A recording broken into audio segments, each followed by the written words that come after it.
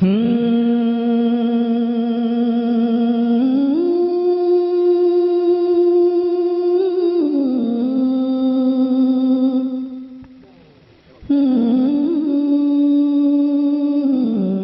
इस साइट पर पहली बार आए हैं तो सब्सक्राइब वाला बटन दबाकर ऑल वाला बेल को क्लिक करें और नए वीडियो के नोटिफिकेशन पहले पाएं। ज़्यादा सामीन का किरदार होता है और अल्हम्दुलिल्लाह आप इस मुशायरे को जिंदा रखे हुए हैं। आप पर बड़ा रश्क आ रहा है, फख्र हो रहा है कि आप शायरी की हिफाजत कर रहे हैं, अपनी ज़बान की हिफाजत कर रहे हैं। उन्होंने जंगे बद्र से लेकर करबला तक का किरदार पेश किया, वो तमाम मनाजिर आपको दिखा दिए अपनी शायरी के ज़रिए, जो उनके यहाँ महक रहे थे, उनके यहाँ रोशन हो रहे थे। मुझे किसी का शेर याद आ रहा था कि न आपके तीर न तलवार साथ ले जाना, महाजे जंग पे किरदार साथ ले जाना। तो एक किरदार जो हमारा सरमाया था, जो 1400 बरस कबल हमें मिला था, उस किरदार का जिक्र सरफराज मुकद्दम साहब ने अपनी शायरी में किया। आइए हजरात, देखिए जादू बहुत सी जगहों पर होता है। किसी की जबान में जादू होता है, किसी की आंखों में जादू होता है, किसी रियासत में यानी बंगाल में जादू होता है, आसाम का जादू होता है। ये जादू कहीं भी तलाश किया जा सकता है। एक शायरा है जो शेर कहती है कि महसूस हो रहा है जादू में आ गए हैं, महसूस हो रहा है जादू में आ गए हैं, बेसाख्ता जो तेरे पहलू में आ गए हैं। तो पहलू में जादू तलाश करने की ये कोशिश जिस शायरा ने की है, उसे हम रूबीना अयास के नाम से जानते हैं, जो लखनऊ से तशरीफ लाई है। मैं गुजारिश करता हूं कि लखनऊ की गजल के जादू सर चढ़कर बोलना चाहिए, तशरीफ लाएं। आप उनको रील्स में सुनते हैं, रील में सुनते हैं, रियल में सुनिए उनको। आज तशरीफ लाएं रूबीना अयास साहिबा। मौजूद सामीन, डाइस पर मौजूद सीनियर शोरा इकराम और जितने भी मेरे बड़े तशरीफ रखते हैं, अस्सलाम वालेकुम।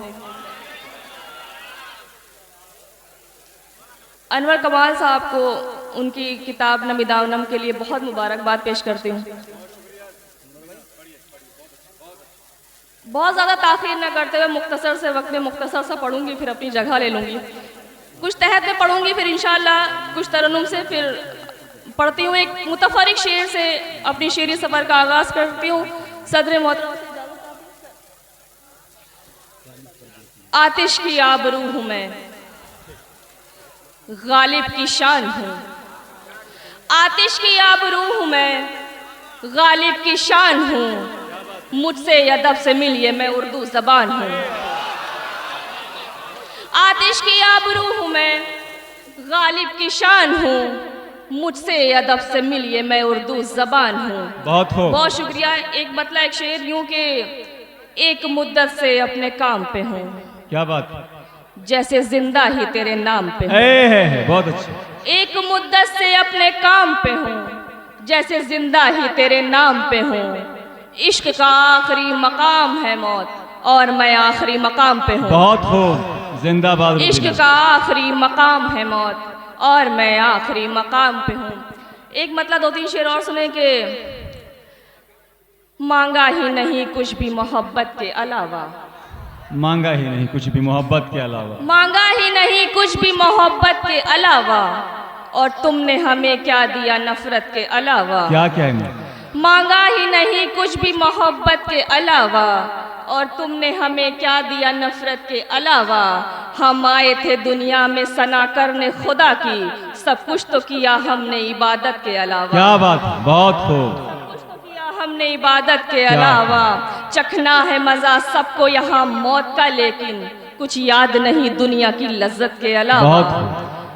हर चीज का मिटना तो यहाँ तय है समझ लो, हर चीज का मिटना तो यहाँ तय है समझ लो। सब कुछ यहाँ फानी है मोहब्बत के अलावा। बहुत शुक्रिया, बहुत शुक्रिया। सब कुछ यहाँ फानी है मोहब्बत के अलावा। गजल का मतलब दो तीन शेर पढ़ूंगी और अपनी जगह लूंगी। सुने के अपना मोहसिन, गजल पहुंच गई लग रहा।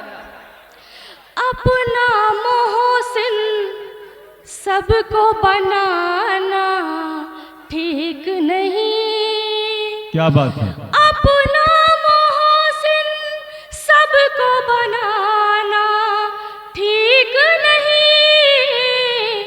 राज़े दिल यूं सबको बताना ठीक नहीं। बहुत ये आपके भाई, आपके बेटे का प्रोग्राम है और वो प्रोग्राम तो कहीं भी कर सकते थे, लेकिन अपने आबाई वतन में किया, बहुत बड़ी बात है। तो आपकी जिम्मेदारी डबल होती है। बस जोरदार तालियां बजाएं, मुझे हुक्म दें।